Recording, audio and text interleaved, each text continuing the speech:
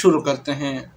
اور میری بات تمہیں اچھی نہیں لگتی تو اپنے اس استاد کی تو مانو جس کو سارا جہان ڈاکٹر اقبال کہتا ہے کہ سبب تو جس کو خود سمجھتا ہے زوال بندے مومن کا بے زری سے نہیں، سبب تو جس کو خود سمجھتا ہے زوال بندے مومن کا بے زری سے نہیں، جہاں میں تیرا جوہر جو آشکار ہوا قلندری سے ہوا ہے تونگری سے نہیں۔ وہ کہتا ہے کہ اللہ اللہ کرنے سے مقام بنتے ہیں، خدا کا ذکر کرنے سے، اللہ کو یاد کرنے سے آدمی کا مرتبہ بلند ہوتا ہے، نہ کہ کرامتیں دکھاتا پھرے جب ولی بنتا ہے۔ مگر رسم و رواج کے مقابلے میں، ماحول کے مقابلے میں ایسے لوگوں کی بات بھی کوئی نہیں مانتا۔ تھوڑی سی بات مل گئی اسے لے کر کے دوڑ گئے اور اسی پر عمل کرتے رہے، اسی پر سارا عمر بسر کر دی، یہ تو کوئی حقیقت نہیں۔ قرآن کریم نے ولیوں کی پہچان بتلائی، ولیوں کی شناخت بتائی، فرمایا الا ان اولیاء اللہ لا خوف علیہم ولا هم یحزنون، خبردار وہ لوگ جو اللہ کے دوست ہیں ان کو دنیا اور آخرت میں کوئی حزن و ملال نہیں، کوئی پریشانی نہیں۔ الہ العالمین ان کی کوئی پہچان بتا، ان کی کوئی شناخت بتا جس سے ہم لوگ ان کو پہچان سکیں، ان کا انتخاب کر سکیں۔ فرمایا الذین آمنوا وکانوا یتقون، فرمایا ولی کی سب سے پہلی علامت یہ ہے وہ خود ایماندار ہوتا ہے، بڑا زبردست پرہیزگار متقی ہوتا ہے۔ وہ تو اتنا بڑا پرہیزگار بنتا ہے، علماء اکرام نے لکھا ہے کہ بزرگ کے واقعات میں ان کے سامنے ہندوانا لا کے رکھا گیا، اللہ والے نے ہاتھ میں ہندوانا لیا اور چاقو لے لیا، پوچھنے لگے علماء اکرام سے بتاؤ ہندوانا توڑ کر کھانا سنت ہے یا کاٹ کے کھانا سنت ہے؟ علماء اکرام نے جواب دے دیا ہمیں اس بارے میں کوئی علم نہیں۔ اللہ والے نے ہندوانا واپس رکھ دیا، فرمانے لگے اگر توڑ کے کھاؤں تو ڈر ہے کہیں کاٹ کے کھانا سنت نہ ہو، اور اگر کاٹ کے کھاؤں تو ڈر ہے کہیں توڑ کر کھانا سنت نہ ہو۔ میں ایسے کام سے کو پیچھے ہی ہٹ جاتا ہوں جس کے بارے میں میرے آقا حضرت محمد الرسول اللہ صلی اللہ علیہ وسلم کی سنت مجھے معلوم نہیں۔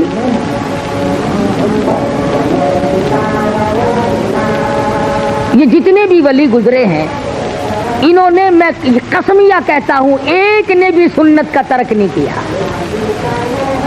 رات ہو، دن ہو، صبح ہو، شام ہو، یہ لوگ سنت پہ عمل کرتے تھے، اور سنت پہ عمل کیے بغیر ولایت ہو بھی نہیں سکتی۔ کیوں؟ سرکار مدینہ صلی اللہ علیہ وسلم کی جوتیوں کے صدقے میں تو ولایت ملتی ہے۔ وہ لوگ تو مدینے کی راہ لیتے ہیں اور اپنے آپ کو مدینے کی شریعت کے سامنے قربان کر دیتے ہیں۔ امیر ہوں، غریب ہوں، چھوٹے ہوں، بڑے ہوں، مرد ہو، عورت ہو، کوئی بھی ہو، ساری کی ساری زندگی قرآن و سنت کی روشنی میں معلومات کر کے اس کے مطابق گزارتے ہیں۔ اتنا پرہیزگار ہوتا ہے ولی مولانا مظفر حسین کاندھلی رحمت اللہ علیہ۔ دلی جانا چاہتے ہیں، کاندھلے سے اونٹ پہ سوار ہو کر سامان دکھلا دیا، یہ میرا سامان ہے، میں خود سوار ہوں گا۔ ایک آدمی آ کے کہتا ہے مولانا یہ رکا میرا دلی کاغذ کا پرزہ ایک آدمی کو پہنچانا ہے۔ مولانا فرمانے لگے بیٹھ جاؤ، اونٹ والا آئے گا، میں اس سے پوچھوں گا جتنا سامان میں نے تجھے اس کو دکھا دیا ہے اور اپنا بتا دیا ہے، اس سے زیادہ وہ ایک کاغذ کے پرزے کا وزن رکھنے کی اجازت دیتا ہے کہ نہیں؟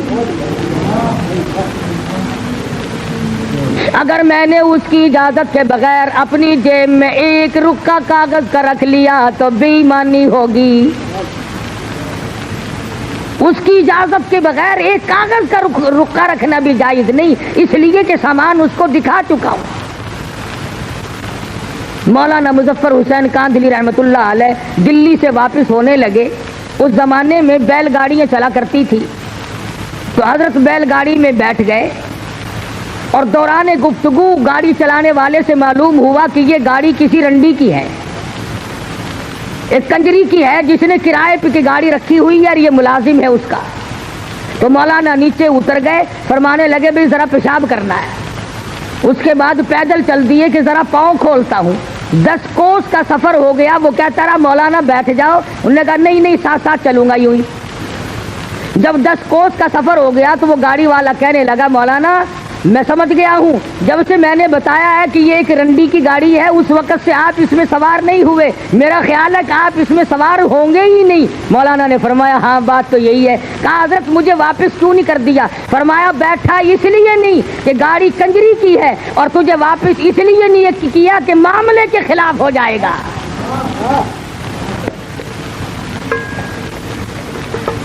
کس قدر تقویٰ ہوگا ان لوگوں کے پاس جو اپنی زندگی کے ایک ایک لمحے میں اللہ اور اس کے رسول کی شریعت مقدسہ کا لحاظ کرتے تھے۔ امام ابو حنیفہ رحمۃ اللہ علیہ بہت بڑے جلیل القدر بزرگ ہیں، اللہ والے ہیں، امام ہیں۔ 53 حج اپنی عمر میں ادا فرمائے، اور کئی حج ایسے ہیں گھر سے لے کر بیت اللہ تک پیدل گئے پیدل آئے۔ مگر تقوی کا یہ عالم ہے۔ بغداد شہر میں سخت دھوپ پڑ رہی ہے، ایک مکان ہے بہت بڑا، اس کی چھاؤں میں جانور بیٹھے ہیں، آدمی دھوپ میں آرام کر رہے ہیں اور حضرت والا دھوپ میں کھڑے ہیں۔ کوئی واقف آدمی آیا، کہنے لگا حضرت جی پسینے میں سرابور ہو، کپڑے بھیگ گئے، یہ بلا کی دھوپ پڑ رہی ہے، دوپہر کا وقت ہے، آپ یہاں سائے میں کھڑے ہو جائیں، آپ دھوپ میں کیوں کھڑے ہیں؟ سبحان اللہ، فرمانے لگے جس کے مکان کا یہ سایہ ہے، جس کے مکان کی یہ چھاؤں ہے، میں نے اس مکان والے سے قرض لینا ہے، ڈرتا ہوں اس کی کسی چیز سے فائدہ اٹھایا سود نہ ہو جائے۔ کتنا تقویٰ تھا ان حضرات کا۔ امام احمد بن حنبل رحمۃ اللہ علیہ بہت بڑے جلیل القدر ولی ہیں۔ خادم کو ایک اور بات میری یاد رکھنا، نفل پڑھنے سے بھی ولی نہیں بنتا، معاملات کے اندر ثابت قدمی ہو تب ولی بنتا ہے۔ میں اگر ساری رات نفل پڑھوں اور صبح اٹھ کر کے 100 روپے کسی سے ٹھگی کے مار لوں، میرے نفلوں کا کیا بنا؟ میں رات دن قرآن کریم کی تلاوت کروں اور صبح اٹھ کر کسی کا حق غصب کر لوں تو میری تلاوت کا کیا بنا؟ اصل بات معاملے کی ہے۔ امام احمد بن حنبل رحمۃ اللہ علیہ جیسا جلیل القدر آدمی، جس نے اللہ کی قرآن کے لیے 2 سال تک مسلسل درے کھائے، خادم کو بھیجا کہ بازار سے دال لے آ۔ وہ 1 پیسے کی ذرا سی دال لایا کرتا تھا۔ اس دن ایسا موقع بنا کہ جب لینے کے لیے کٹورا لے کر خادم دال لینے بازار میں آیا تو کئی دال بیچنے والے بیٹھے تھے۔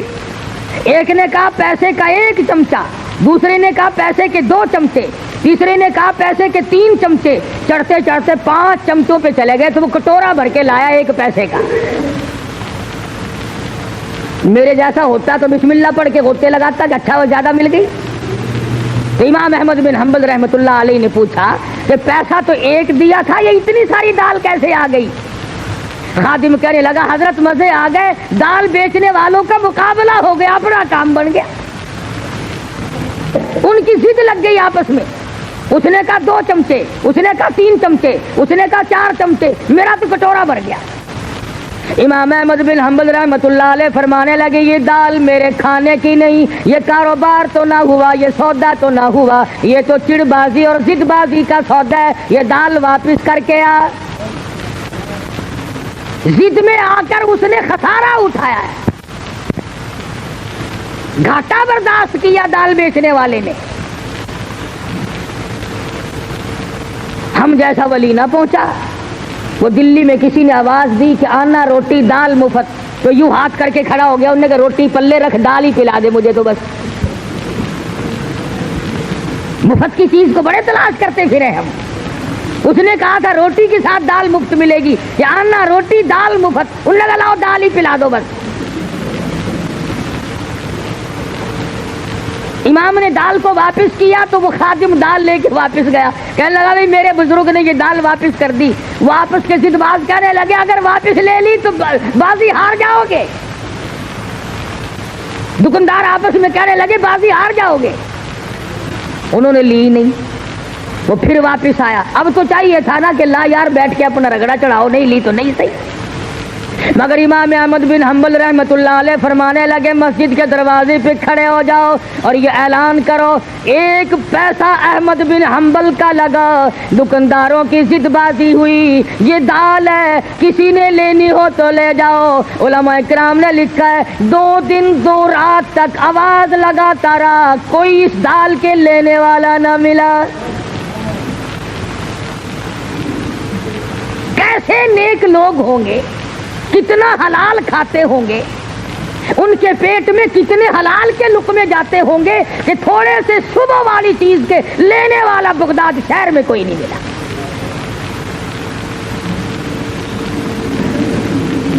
امام ابو حنیفہ رحمۃ اللہ علیہ کے سامنے ایک آدمی آیا، پوچھا کیا بات ہے؟ کہنے لگا جی میری بکری گم ہو گئی۔ کیسی تھی بکری؟ کہ جی بہت اچھے گوشت کی، فربار موٹی تھی۔ امام ابو حنیفہ رحمۃ اللہ علیہ نے معلوم کیا کہ بکری کی زیادہ سے زیادہ عمر کتنی ہوتی ہے، کسی نے بتلایا ماہر نے کہ 7 برس۔ امام ابو حنیفہ نے 7 برس تک بکری کا گوشت نہ کھایا، اس شبے میں کہ وہ بکری شاید آج کٹ گئی ہو، آج کٹ گئی ہو، آج کٹ گئی ہو۔ تقویٰ اور پرہیزگاری اس کا نام ہے۔ کپڑے کی تجارت کیا کرتے تھے امام صاحب، ایک تھان میں کوئی نقص تھا، ملازم نے پوری گٹھڑی کا سودا کر دیا، اب وہ چلی گئی۔ امام صاحب نے پوچھا کہ اس میں ایک تھان تھا، اس میں نقص تھا، تم نے وہ بتایا اسے؟ کہنے لگا جی میں تو بھول گیا بتلانا۔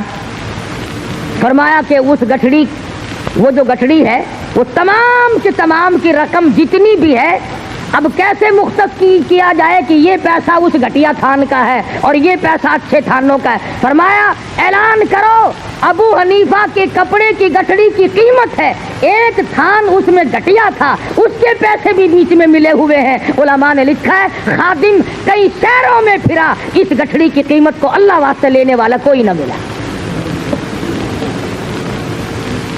آج تو ہمیں سود کے پیسے لا دیں آپ، جزاک اللہ، لاؤ جی لاؤ جی لاؤ جی لاؤ جی۔ کون پوچھتا ہے کہ کیسے کما کے لائے؟ فرمایا الذین آمنوا وکانوا یتقون، وہ لوگ جو ایماندار ہیں، پرہیزگار ہیں، اپنی زندگی کو پرہیزگاری کے تحت گزارتے ہیں، خوف خدا ان کے ملحوظ خاطر ہے، صبح کو ڈرتے ہیں، شام کو ڈرتے ہیں۔ ان کی علامت یہ بھی ہے والذین یبیتون لربہم سجدا وقیاما، وہ لوگ اللہ والے ہیں جن کی راتیں، جن کی تمام تر ساعتیں اللہ اللہ کرنے میں، خصوصاً پچھلی رات ان کی مصلی پہ گزرتی ہے۔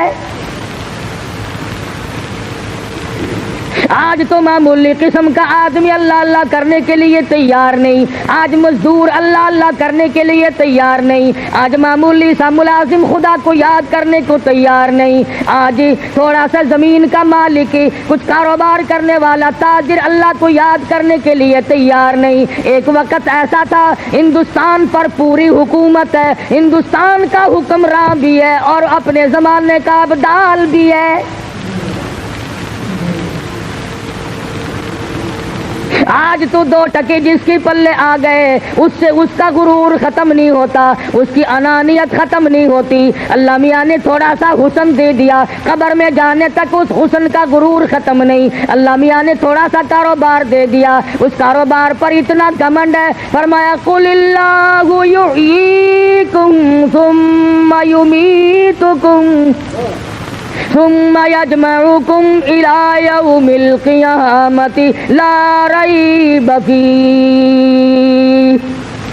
اور امیروں اور وزیروں اور سفیروں اور تاجروں اور ذمہ داروں اور پیروں اور بڑے بڑے مولویوں، میرا دربار بڑا مہنگا ہے، جب آؤ گے تو تم قل اللہ یحییکم، میں نے تمہیں زندگی دی، یہ نعمتیں میں نے عطا کی ہیں، ثم یمیتکم، میں تمہیں برباد کر دوں گا، ثم یجمعکم الی یوم القیامۃ لا ریب فیہ، پھر مجھے اپنی کبریائی کی قسم تم سب کو اپنے پاس کھڑا کر کے ایک ایک سانس کا حساب لوں گا۔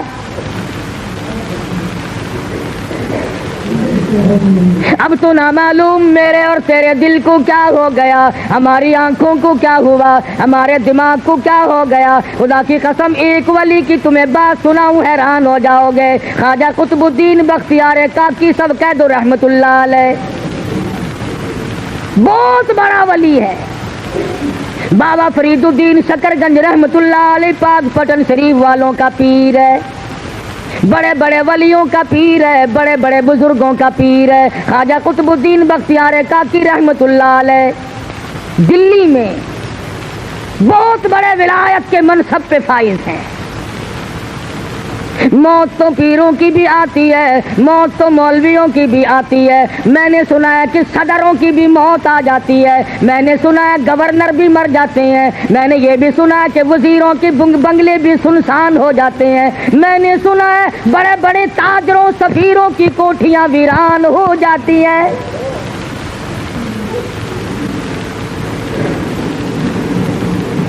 تھوڑی بہت ہی ملکیت کی تو کیا بات ہے، روئے زمین کے مالک چلے گئے، زمین اتنوں کو کھا گئی اور کبھی ڈکار نہ لی، اربوں خربوں انسان زمین میں کھپ گیا۔ خواجہ قطب الدین بختیار کاکی رحمت اللہ علیہ کا آخری وقت آیا، وصیت نامہ لکھا۔ ہمارے یہاں تو وصیت نامے اس قسم کے ہوتے ہیں، چھوٹی کوٹھی چھوٹی بیوی کی، بڑی کوٹھی بڑی بیگم کی، فلاں رقبہ فلاں لڑکے کا، فلاں کار فلاں کی، ہم تو یہی لکھیں گے نا، اور ہم نے کیا لکھنا ہے؟ اصل تو لکھنے کی نوبت ہی نہیں آتی، گول مول دھڑم کر کے موت آتی ہے، فرصت ہی نہیں لکھنے کی۔ اور لکھے گا تو وہ جس کو موت کا یقین ہو، جس کا یہ خیال ہو کہ میری موت آئے گی۔ میرا تیرا تو یہ خیال ہے کہ ہم نے مرنا ہی نہیں، جو زمین میں چلے گئے موت ان کو الاٹ تھی، ہم کیوں مرے؟ اللہ پاک فرماتے ہیں اور تم تو کیا ہو، تم سے بڑے بڑے آئے اور جب میں نے ان کو جھٹکا دیا کیوں نہ کر سکے؟ یہ چونکہ ولی تھے، وصیت نامہ لکھ دیا، میرا جنازہ وہ جنازہ پڑھانے کی شرطیں لکھ ماری۔ پہلی شرط یہ ہے میری نماز جنازہ وہ آدمی پڑھائے، وہ آدمی میرا جنازہ پڑھا سکتا ہے جس میں 4 شرطیں پائی جائیں۔ میرا نماز جنازہ ہر آدمی نہ پڑھائے، ہر کوئی میرے جنازے کے لیے کھڑا نہ ہو، وہ آدمی پڑھائے جس میں 4 شرطیں پائی جائیں۔ پہلی شرط یہ ہے جب سے اس نے ہوش سنبھالا میرے جنازے کے وقت تک اس کی ایک وقت کی بھی، ایک دن کی بھی، ایک نماز بھی جماعت کے بغیر نہ ہوئی ہو، ساری عمر میں کبھی تکبیر اولا فوت نہ ہوئی ہو، بیماری میں، دکھ میں، درد میں، سفر میں، حضر میں، کسی وقت میں بھی، کسی پریشانی میں بھی، کیسی تکلیف کیوں نہ ہو، ایک وقت کی بھی جماعت کی نماز اس کی ترک اور قضا نہ ہوئی ہو۔ پہلی شرط نماز جنازہ پڑھانے کی ہے۔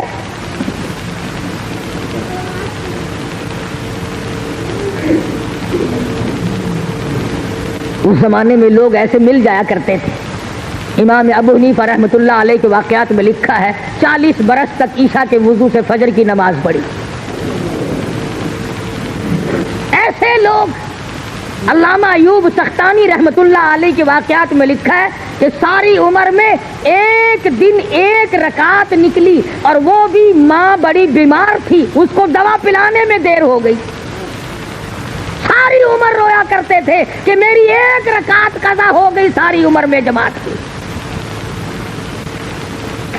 ہمیں جماعت کی پرواہ بھی نہیں۔ علماء کرام نے لکھا جماعت بہت بڑی شے۔ عبداللہ بن ام مکتوم رضی اللہ تعالیٰ عنہ مدینہ منورہ میں نابینا صحابی ہے، مدنی کریم صلی اللہ تعالیٰ علیہ وسلم کی خدمت عالیہ میں حاضر ہوا، عرض کرنے لگا یا رسول اللہ میرے ماں باپ آپ پہ قربان ہو جائیں، محتاج ہوں، معذور ہوں، مجبور ہوں، نابینا ہوں، ٹھوکریں لگتی ہیں، ٹکر بھی لگ جاتی ہے، نماز کے لیے آتا ہوں، اگر آپ اجازت دیں تو میں گھر میں نماز ادا کر لیا کروں۔ رحمت دو عالم صلی اللہ علیہ وسلم نے فرمایا ہاں تو مجبور ہے، گھر میں نماز ادا کر لیا کر۔ وہ ابھی پوچھ کر 10 قدم نہ گیا ہوگا کہ جبریل امین تشریف لائے۔ عرض کیا یا رسول اللہ آپ نے عبداللہ بن ام مکتوم کو گھر میں نماز پڑھنے کی اجازت دے دی، حالانکہ ایسے لوگوں کی وجہ سے دوسروں کی نماز قبول کی جاتی ہے۔ ایسوں کی وجہ سے تو دوسروں کی نماز مقبول ہوتی ہے، آپ نے اس کو گھر میں نماز کی اجازت کیوں دی؟ واپس بلایا اور فرمایا عبداللہ اذان سنتے ہو؟ جی ہاں یا رسول اللہ سنتا ہوں۔ فرمایا پھر تو مسجد میں آنا ہی پڑے گا۔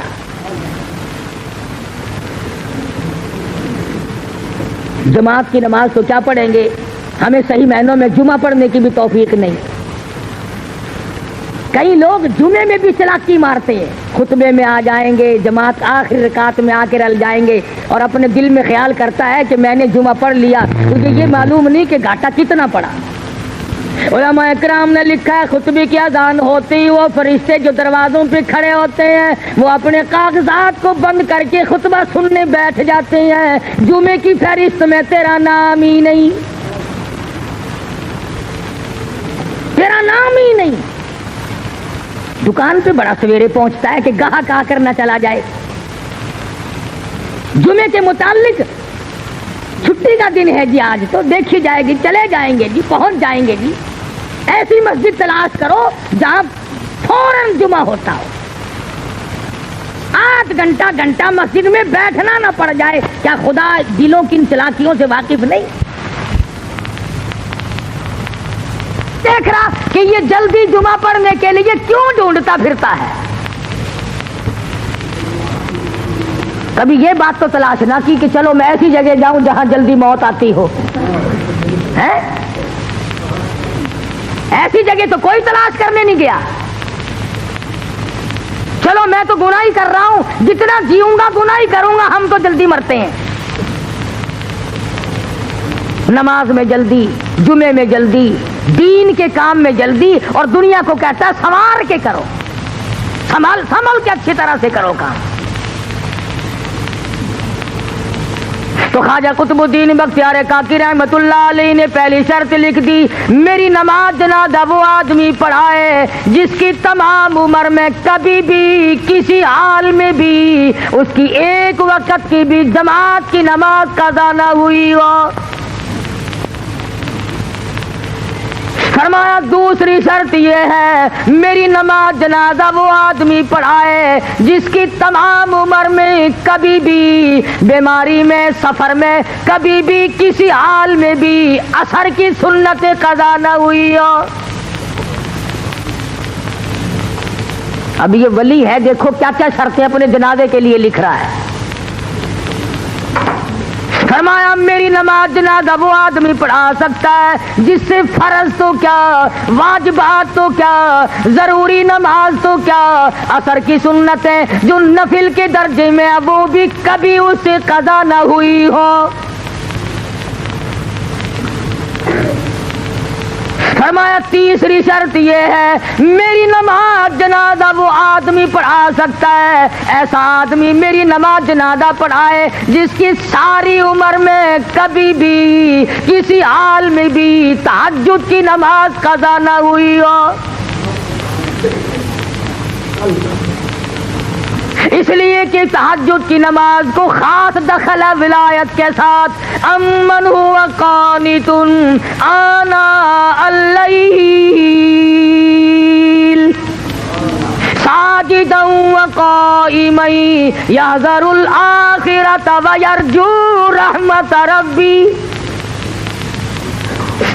ساری رات سجدوں میں گزار دے, اللہ کے حضور میں گزار دے. اور فرمایا تہجد والی کیوں نہ پڑھے, نبی کو حکم ہو رہا ہے یا ایھا المزمل قم اللیل الا قلیلا نصفہ او انقص منہ قلیلا.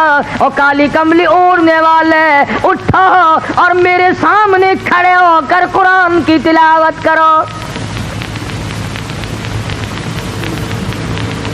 نبی کو خدا حکم دیتا ہے کہ رات کو اٹھ کر میری یاد کر. ولی ساری رات عبادت میں گزارتا ہے. ہمارے زمانے کے بعض پیر سے پوچھو نا, حضرت جی نماز نہیں پڑھ دے. آخر میں مدینے پڑھ کے آنا, میں مدینے پڑھ آیا. روٹی اتھوں رگڑدا ہے, سارے کھانے تے پینے تے پہننے تے سارا رگڑا اتھوں چاڑدا ہے تے نماز مدینے پڑھدا ہے. خواجہ قطب الدین پیر ہے, ولیوں کا ولی ہے, بہت بڑا بزرگ ہے. کہتا ہے میری نماز جنازہ وہ آدمی پڑھائے جس کی ساری عمر میں ایک دن کی بھی تہجد کی نماز قضا نہ ہوئی ہو. یہ 3 شرطیں جو تھی یہ تو تقوی کی تھی, اللہ اللہ کرنے کی تھی, نماز جماعت کی, عصر کی سنتیں, تہجد کی نماز یہ تو کرنے کی تھی. اور چوتھی شرط ان سے بھی مہنگی ہے, چوتھی شرط ان سے بھی زیادہ مہنگی اور گرم ہے اور بہت زیادہ سخت ہے. فرمایا لوگوں میری نماز جنازہ وہ آدمی پڑھائے جس کی تمام عمر میں کبھی بھی کسی حال میں بھی ساری زندگی میں غیر عورت پہ اس کی کبھی نگاہ نہ پڑی ہو.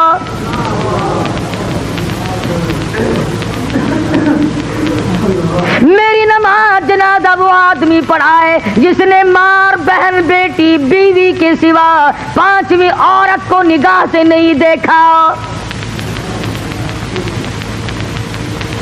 یہ مسئلہ سب سے زیادہ مشکل ہے, انتہائی مشکلات میں سے ایک یہ مسئلہ مشکل ہے کہ کوئی غیر عورت کو نہ دیکھے. تم اگر نہ دیکھنے کی کوشش کرو گے تو وہ ٹکر مارتی ہے, کرے کیا, بچ کے کیسے جاؤ گے. بعض بے وقوف لوگوں کو کہتے ہوئے سنا, ہمارے گھر کے تو بہت سیانے اور ہوشیار ہیں جی, اپنے بھی میرے بھی کپڑے خود ہی لے آتے ہیں, گھر کا سودا پتہ بھی خود ہی لے آتی ہے. کیا انسانیت ہے, یہ مردانگی ہے. تیرا کیا مرد پنا ہوا, عورت کی کمائی کھا کے گزارا کرنے والا کبھی مرد ہو سکتا ہے؟ ڈوب کے مر جانا چاہیے ایسے مرد کو جو عورت کی کمائی کھاتا ہو.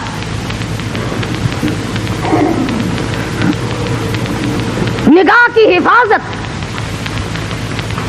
مدنی کریم صلی اللہ تعالی علیہ وسلم کے زمانے سے ہی صحابہ کرام میں اتنی تھی. یہودی عیسائی دین کے اگرچہ دشمن تھے مگر اپنی جوان بیٹیوں کو, جوان بہنوں کو سال 2 سال کے لیے تجارت کے لیے جاتے تھے, مسلمانوں کے گھر میں چھوڑ جاتے تھے. خدا کی قسم کبھی کسی مسلمان پہ جھوٹا الزام بھی نہیں لگا. کبھی مسلمان کافروں کی بیٹیوں کی عزت کی حفاظت کیا کرتا تھا, ان کی آبرو کی حفاظت کیا کرتا تھا. آج تیری آبرو سڑکوں پہ رلتی پھرتی ہے, آج تیرا دیوالیہ نکل گیا اور احساس تک نہیں کہ ہو کیا رہا ہے. مصر کے کمانڈر نے, فاروق اعظم رضی اللہ تعالی عنہ کا زمانہ اور دور ہے, مصر کے کمانڈر نے خط لکھا فاروق اعظم کو کہ حضرت ایک بہت بڑی مشکل آ پڑی, ایک بہت بڑی پریشانی آ پڑی, اس کا علاج لکھو, میں تو بڑا پریشان ہوں. اور وہ یہ کہ میری فوج, مسلمان فوج ایک علاقے سے گزرنی ہے اور رستہ کوئی نہیں. عیسائیوں نے سازش کی ہے, عیسائیوں نے تدبیر بنائی, مکر کیا ہے, اور وہ یہ کہ سینکڑوں لڑکیوں کو اکٹھا کیا, خوبصورت لڑکیوں کو انتخاب کر کے چھانٹ کے ان کو لایا گیا, ان کو ہار و سنگار کیا گیا, ان کو زیب تن کیا گیا, ان کو گانا بجانا اور ڈانس گانا بجانا یہ مجلس چلائی. مسلمان جب قوم فوج ادھر سے گزرے گی تو یہ لڑکیاں ناچیں گی, گاویں گی, تاکہ مسلمان کے دل میں میل آ جائے. اور مسلمانوں, کافر کا بھی عقیدہ ہے کہ اگر مسلمان کے دل میں میل آ گیا تو اس کا بیڑا غرق ہو جائے گا. کافر کا یہ عقیدہ ہے, پر آج تیرا عقیدہ نہیں, تو بچتا نہیں. ہر گھر سے کنجری کی آواز آتی ہے, ہر گھر سے کنجر کی آواز آتی ہے. بہو بیٹیاں بھی, بڑے چھوٹے, امیر غریب, سفید داڑھی آ گئی, موت کا پیغام منہ پہ موجود ہے. کہتا ہے تن میرا شاہ پڑ گیا, پیری سے گردن جھک گئی, اب تو جھک ہے شرکس خدا کے سامنے. سفید بال آ جانے کے بعد بھی کنجریوں کے گیت سن کر بڑا خوش ہوتا ہے. اور جب ہماری روحوں میں گانا بجانا رچ گیا تو ہم گیت سنتے ہی مریں گے, گانے گاتے یا گانے سنتے ہی مریں گے. مصر کے کمانڈر نے فاروق اعظم کو لکھ دیا, اللہ والے میں بڑا پریشان ہوں, فوج کے لیے دوسرا راستہ کوئی نہیں. عیسائیوں نے بڑی سازش کی ہے, کہیں مسلمان قوم کا بیڑا غرق نہ ہو جائے. امیر المؤمنین خلیفۃ المسلمین سیدنا فاروق اعظم رضی اللہ تعالی عنہ نے خط کا جواب لکھا. فرمایا کوئی پریشانی کی بات نہیں, ساری فوج کو اکٹھا کر کے قرآن کریم کی ایک آیت سنا دو, ایک آیت سنا دو اللہ کے قرآن کی. فاروق اعظم کا یہ عقیدہ, پوری فوج کو ایک آیت کافی ہے. آج عوام اور حکام کو سارا قرآن کافی کوئی نہیں. کون سا گھر ہے جس میں اللہ کا قرآن نہیں رکھا؟ کون سی مسجد ہے جس میں خدا کا قرآن نہیں؟ کون سی بستی ہے جس میں اللہ کا قرآن نہیں؟ اور ظالمو, قرآن کریم کے اوپر گردوں کو بار جمع پڑا ہے, اپنے منہ روزانہ صاف کرتے ہو, خدا کا قرآن بھی کبھی جھاڑا؟ برتنوں کی صفائی, بستروں کی صفائی, گھر کی صفائی روزانہ کی جاتی ہے, اور خدا کے قرآن کو پورے سال ہاتھ لگانے والا کوئی.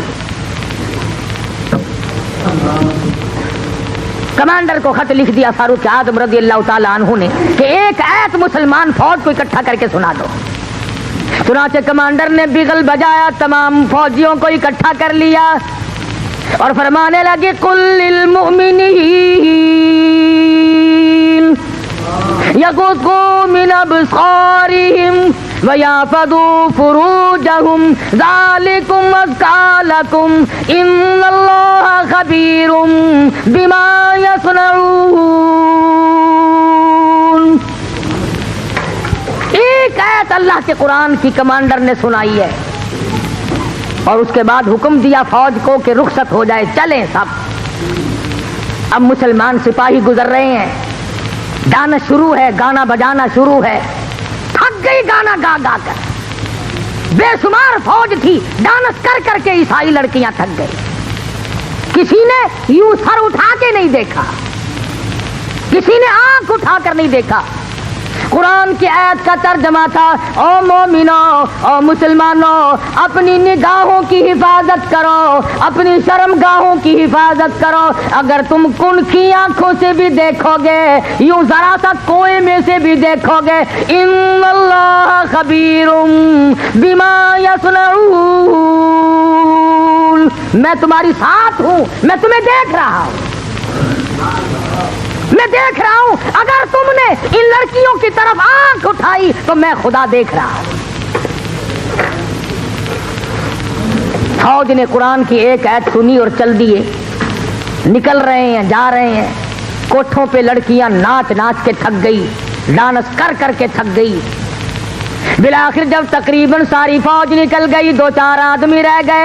ایک لڑکی کہنے لگی, ارے یہ حسن کا نظارہ, یہ جمال، یہ رقص و سرود، یہ گانا بجانا ہم نے پورا زور لگا دیا، کسی نے آنکھ اٹھا کر نہیں دیکھا، یہ ساری فوج اندھوں کی تو نہیں،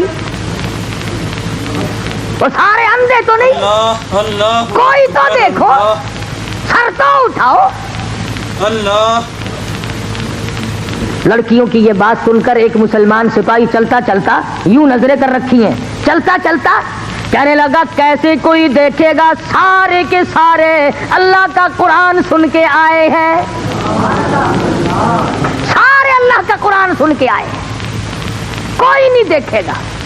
اللہ غنی، عیسائی لڑکیاں کہنے لگی وہ کیسا قرآن ہے جو اتنے بڑے جمال کے نظارے سے روک دے، اتنے حسن سے روک دے، گانے بجانے سے روک دے، یہ طرح طرح کے ڈانس ہم نے کیے ان کو دیکھنے سے روک دے، وہ کیسا کلام ہے جس میں اتنی قوت ہے، اتنی اسپرٹ ہے، اتنی شجاعت ہے، اتنی جرأت ہے، اور جانے والوں وہ قرآن ہمیں بھی سناتے جاؤ۔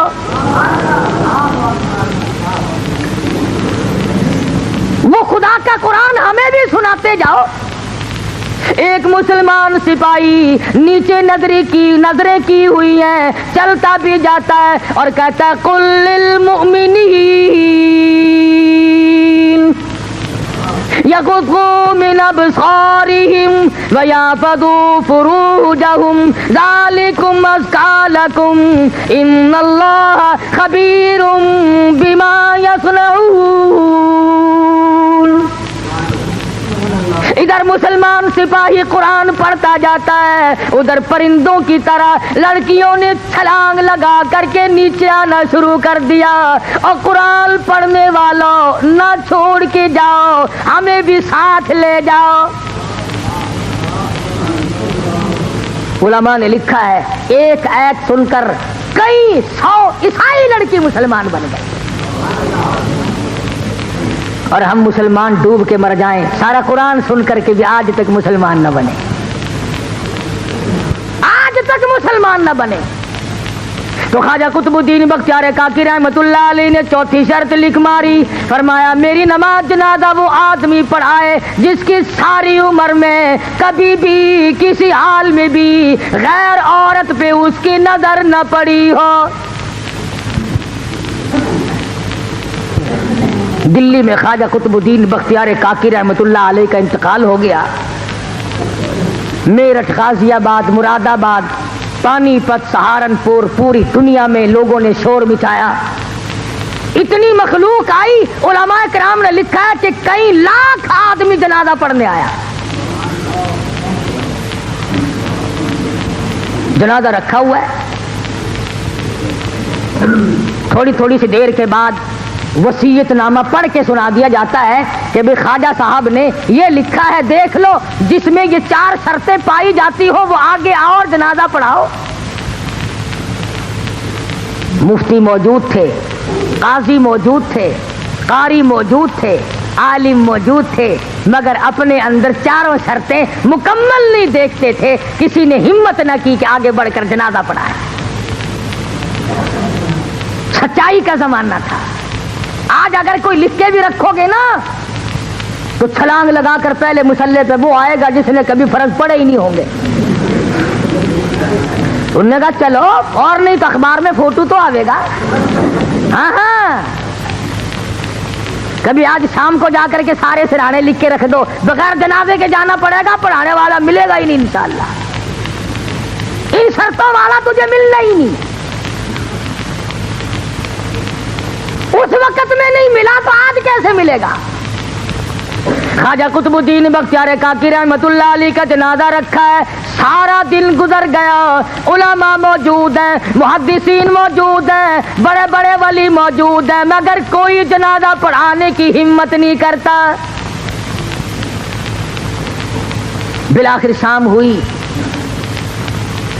ایک آدمی اگلی صف میں سے نکلا، اور خواجہ قطب الدین بختیار کاکی رحمت اللہ علیہ کے جنازے کے قریب پہنچا اور منہ سے کفن کا کپڑا اٹھا کے کہنے لگا او اللہ والے سمجھ گیا ہوں جانتا ہوں کسے لکھ کے گئے ہو کسے حکم دے رہے ہو او خواجہ تجھے کیا ملا میرا حال یا رب جانتا تھا یا خواجہ جانتا تھا اور تجھے کیا ملا میرا راز فاش کر کے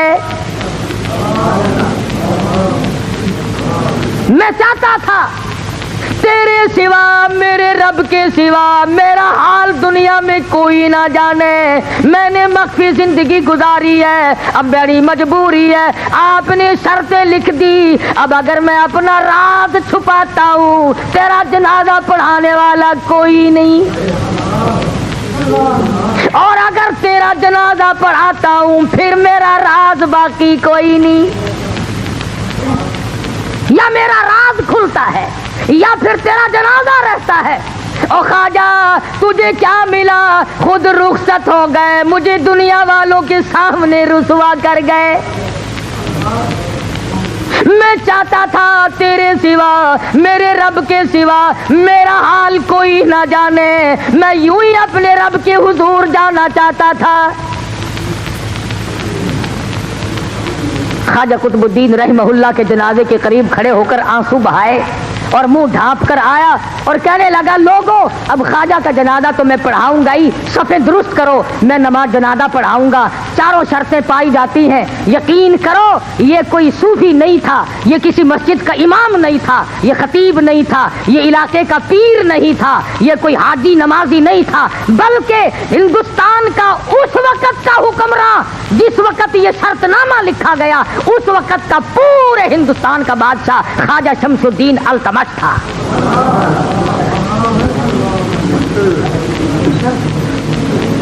پورے ہندوستان کا حکمراں اور ساری عمر میں ایک جماعت کی نماز نہ گئی بادشاہ ہو اور تہجد کی نماز قضا نہ ہو بادشاہ ہو اور عصر کی سنتیں کبھی نہ چھوٹی ہو بادشاہ ہو اور بہن بیٹی اور بیوی اور ماں کے سوا کبھی عورت نہ دیکھی ہو مسجد میں بیٹھے ہو وضو کر کے بیٹھے ایمانداری سے ذرا کلیجے پہ ہاتھ رکھ کے سوچو جب بادشاہ ایسے ہوں گے تو پبلک کیسی ہوگی عوام کیسے ہوں گے لوگ کیسے ہوں گے حالات کیسے ہوں گے اس وقت کیسی ہوا چلتی ہوگی ارے خدا کی قسم ہر آدمی جو مرتا تھا سیدھا جنت میں جاتا تھا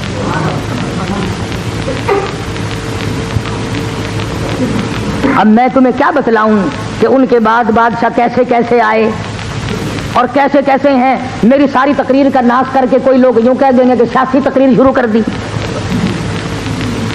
میں کہتا ہوں کوئی بھی ہو وزیر ہو صدر ہو گورنر ہو کمشنر ہو ذمہ دار ہو تاجر ہو ارے مسلمان بن کے مرنے کی کوشش کرو تمہیں ہو کیا گیا سلطان عالمگیر مغلیہ خاندان کا بادشاہ ہے ملا جیون رحمت اللہ علیہ کا جنازہ اس کے استاد کا جنازہ رکھا ہے جامع مسجد دلی کے سامنے انہوں نے شرط لکھی اس طرح کی کہ میری نماز جنازہ وہ پڑھائے جس کی ساری عمر میں کبھی تہجد قضا نہ ہوئی ہو عالمگیر کی چیخ نکل گئی اور فرمایا لوگوں صفیں باندھ لو میں پڑھاؤں گا الحمدللہ فقیر کی ساری عمر میں کبھی تہجد قضا نہیں ہوئی ابھی تم سارے بیٹھے کہہ رہے ہوگے کہ ساری باتیں دلی کی کرتا ہے بس ملتان کی بتا دوں ہاں تم سارے ولی میں تو تم سب کو ولی مانتا ہوں حافظ جمال صاحب کا مزار ملتان میں ہے حافظ جمال رحمہ اللہ کا مزار ہے نا تاریخ شاہد ہے ملتان کی کہ حافظ صاحب نے یہی دو شرطیں لکھی میری نماز جنازہ وہ پڑھائے جس کی عصر کی سنتیں ساری عمر میں کبھی نہ چھوٹی ہو اور تہجد کبھی قضا نہ ہوئی ہو یہ ملتان شہر کی تاریخ گواہ ہے صبح رات کو انتقال ہوا سارا دن جنازہ لیے بیٹھے رہے کوئی جنازہ پڑھانے کی جرت نہیں کرتا شام ہو گئی ایک شخص آیا اس کے پیروں پہ گرد و غبار پڑا ہوا تھا کپڑوں پہ گرد و غبار تھا ایسا معلوم ہوتا تھا کہ دور کا مسافر پیدل چل کے آیا جنازے کے قریب کھڑا ہو کے کہنے لگا صفیں درست کرو میں جنازہ